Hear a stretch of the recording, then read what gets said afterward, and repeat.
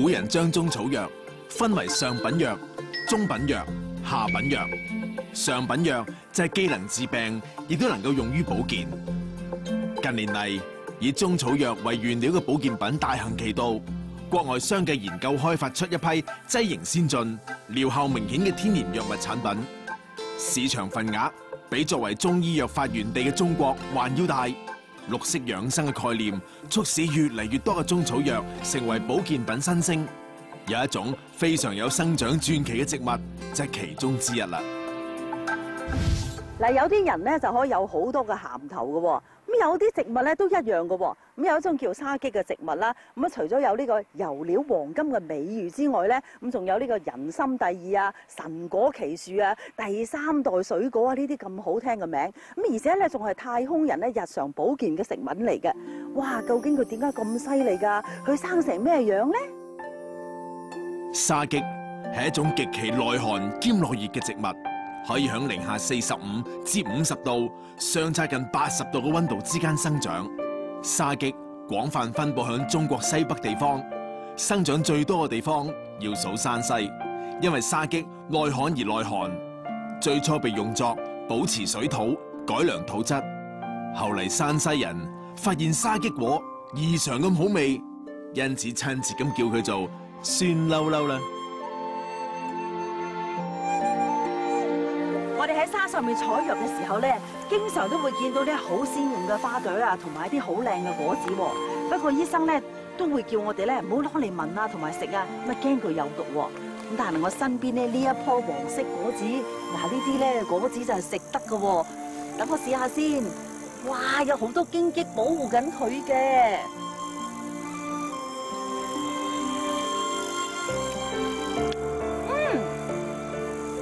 甜甜地嘅喎，唔酸嘅喎，啲咁多酸味啦，好食好食。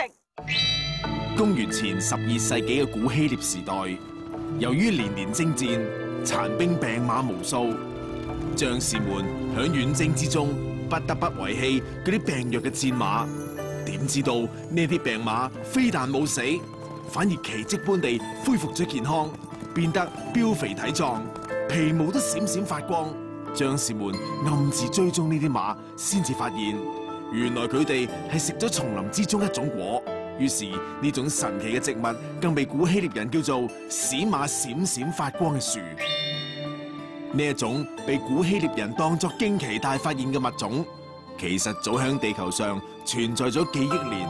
至今沙棘亦都係藏族、維吾爾族、蒙古族等眾多少數民族嘅常用藥材。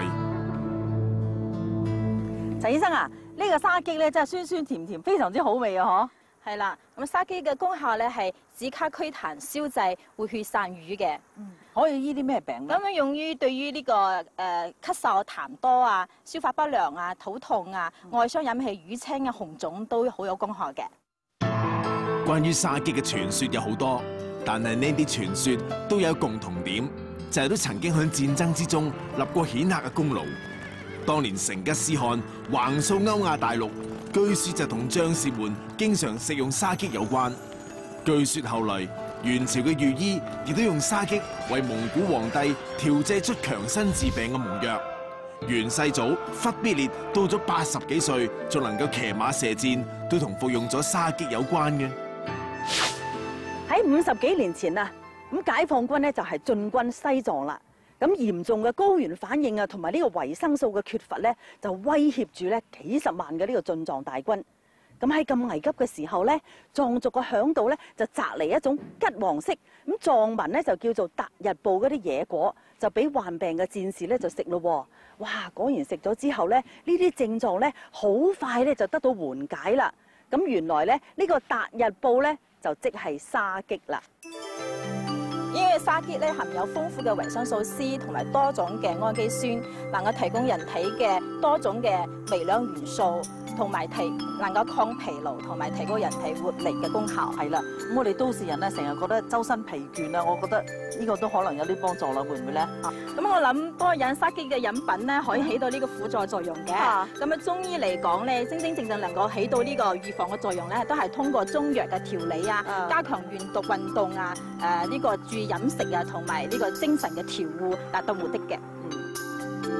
現代醫學證實，沙棘果具有藥理同埋保健功效，經已涉及到心腦血管系統、消化系統、各類外傷、炎症、抗癌等等各方面。各種沙棘製品都可以作為維生素補充劑。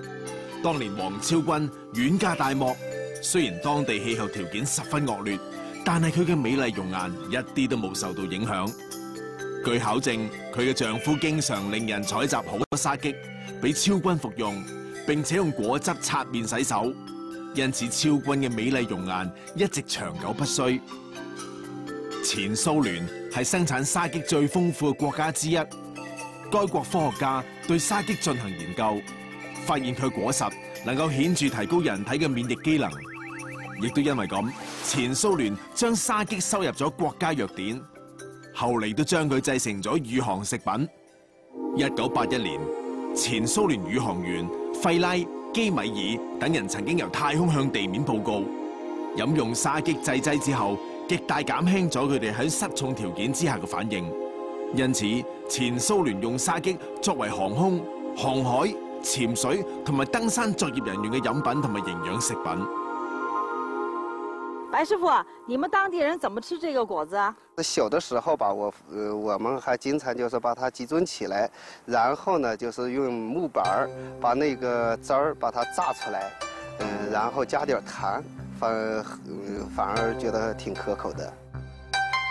對於不更事嘅小孩，沙棘係可口嘅美食；對於當地嘅藥農，沙棘成為咗生活嘅經濟來源。而對於要應付太空環境嘅宇航員，佢就係靈丹妙藥。所謂價值，只係相對於使用佢嘅人嚟講，大自然生物不計其數，佢哋獨特嘅存在價值，將會喺探索之中不斷被發掘。